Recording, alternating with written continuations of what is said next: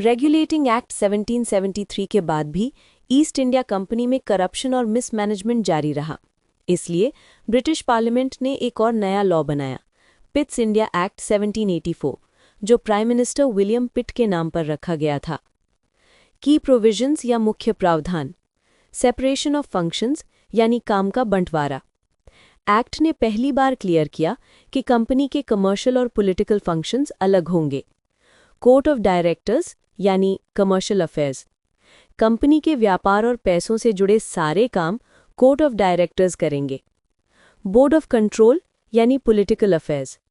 Political, military और administrative matters अब board of control के हाथ में दिए गए। इसमें ब्रिटिश गवर्नमेंट के 6 मेंबर्स थे, जिनमें चांसलर ऑफ एक्सचेकर और one of the secretaries of state शामिल थे।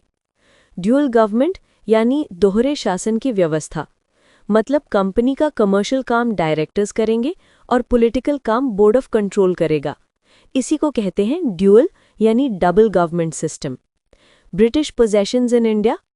पहली बार कंपनी के टेरिटरीज को ब्रिटिश पोजेशंस इन इंडिया कहा गया और इंडिया के गवर्नर जनरल को अब ब्रिटिश पार्लियामेंट के डायरेक्टली अकाउंटेबल माना गया। इंपॉर्टेंस। ब्रिटिश पार्लियामेंट ने पहली बार कंपनी पर डायरेक्ट और इफेक्टिव कंट्रोल बनाया। ये एक्ट फ्यूचर में आने वाले सेंट्रलाइज्ड गवर्नेंस सिस्टम की नींव था।